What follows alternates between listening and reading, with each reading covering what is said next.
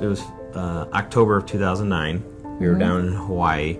My mom's a triathlete, so we went down there to watch her do Ironman. Yep. And then it was that night,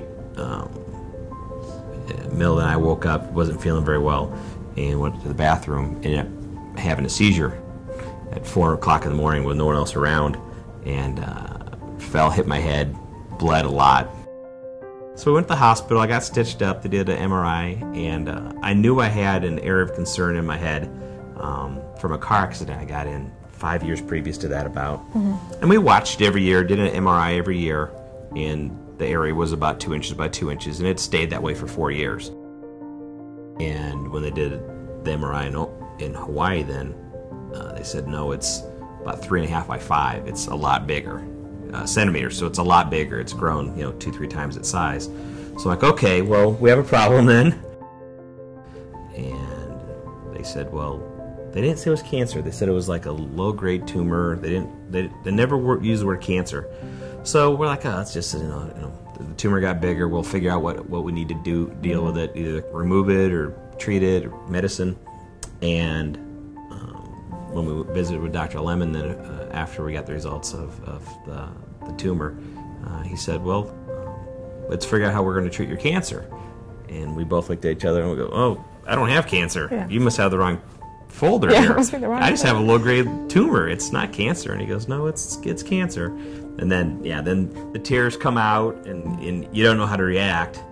And I think the way I took it as finding out you have cancer, I thought, okay, how are we going to deal with it? It isn't like, I wasn't scared. I felt bad for the kids and for my wife, but it was, okay, what are we going to do? It's much easier when you have cancer than when your spouse has it. So I went ahead and decided mentally just not let it get to me. I thought, I'm not going to let this bring me down, and I'm not going to let it make me tired. I'm not going to let it affect my wife, my kids as much as I can.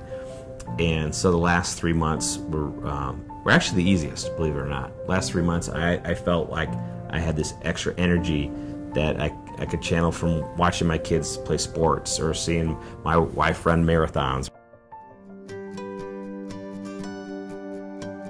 It's been 1 year that I've been off the chemo, and the tumor isn't growing. I do MRIs every 4 months. So it was December of this last year, December of 2011, where Pam went in for her mammogram. Second mammogram ever.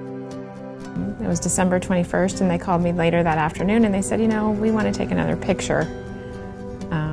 If you could come back tomorrow. And so I went back in. I thought, oh, I'm sure it's nothing, it's no big deal.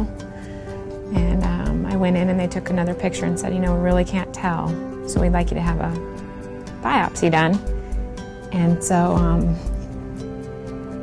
it was over the holidays, sorry.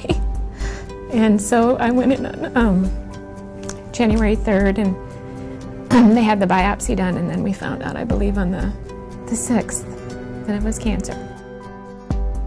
The year before, I probably ate the best, exercised, best shape of my life ever, and I'm like, oh, no way.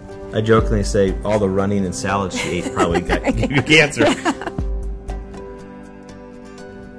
We've been together 20, oh gosh, I'm losing track now. 85. 27 years. We started dating when we were like 15, and we got married when we were 19, 20. I think I was 21. We were 19 still, I think. 20. Or just turned 20, you're right. 20. And when she got it, I was like a wreck. You hit it well. I tried to. But then you start realizing, no, what happens if something happens to her?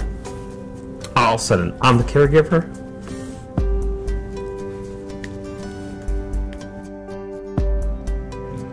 When you're diagnosed, it's a shocker, but you just, what can you do to get rid of it? And if being down the dumps or depressed or taking it out on others, if that makes it go away, I probably would have done that, but it doesn't. So we joke around about it quite a bit,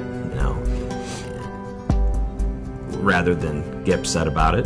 But I think when you get a diagnosis, it becomes a little more real that we are human. Do you know what I mean? And that life is short and life is precious, and you need to take advantage of the time that you have.